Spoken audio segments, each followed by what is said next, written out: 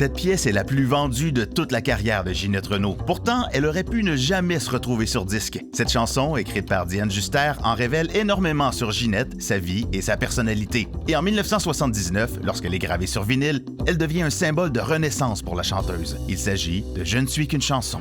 Je ne suis qu'une chanson. Je ris, je pleure à la moindre émotion. Ginette, c'était la première personne pour qui j'ai fait des chansons. Et un jour, elle m'a demandé une chanson pour terminer son spectacle. Et je lui ai fait « Je ne suis qu'une chanson ». C'est une chanson de fin de spectacle. Alors j'ai commencé par « Ce soir, je ne me suis pas épargnée. » Toute ma vie, je l'ai racontée comme si ça ne se voyait pas. Que la pudeur en moi n'existe pas. Ce que j'écris sur elle, c'est vraiment elle dans son intimité. C'est une fille qui se dévoile, c'est une fille qui... C'est tout de l'amour. Et ça, c'est tout un travail pour une chanteuse, d'être aussi généreuse. Et ça, Ginette a cette qualité. C'est pour ça que cette chanson lui va comme un gant. Le texte de Diane Juster souligne aussi, de manière plus subtile, l'un des plus grands drames de la vie de Ginette Renault. Celle-ci voulait être aimée par un homme pour autre chose que sa voix. Elle désirait aussi profondément être une mère aimante et présente au foyer pour les siens. Mais ayant commencé sa carrière toute jeune et étant rapidement devenue une grande vedette, la possibilité de vivre la vie d'une femme du peuple toute simple lui a rapidement échappé. Le tout est porté par une mélodie dramatique aussi intense que Ginette elle-même. C'est une chanteuse à voix, alors pour moi, c'est un bonheur que de la faire monter les... Marchande d'illusions.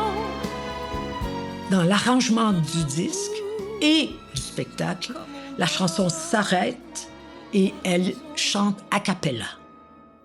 Mais moi, je ne suis qu'une chanson. Je ris, je pleure à la moindre émotion. Avec mes larmes ou mon rire dans les yeux, je vous ai fait l'amour de mon mieux.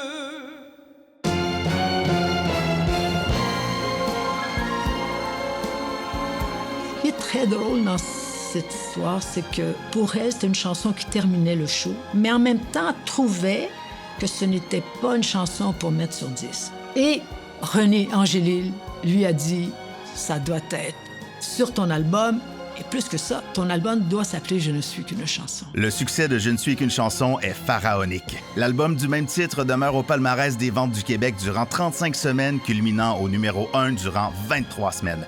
À ce jour, il s'agit de l'un des albums les plus vendus de l'histoire du Québec, avec plus de 400 000 copies écoulées. En 1980, ce succès se traduit par 4 trophées Félix, soit Micro-Sillon populaire de l'année, Interprète féminine de l'année et Micro-Sillon le plus vendu, alors que l'autrice-compositrice Diane Juster reçoit celui de la chanson de l'année. Pour Ginette, c'était énorme. Elle-même le dit, dans le sens que c'était important parce qu'elle était à l'époque, je pense, dans une période un peu difficile.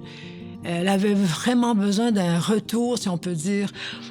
Et elle-même l'avoue que ça l'a ressuscité. Lorsque Je ne suis qu'une chanson obtient finalement le succès qu'elle recherche, Ginette peut se projeter dans la nouvelle décennie qui débute. Pour Diane Juster, qui a créé la chanson, ce succès est aussi une prise de conscience. Malgré la reconnaissance du public pour son œuvre, l'industrie de la musique québécoise, elle, n'honore pas suffisamment le travail des créateurs.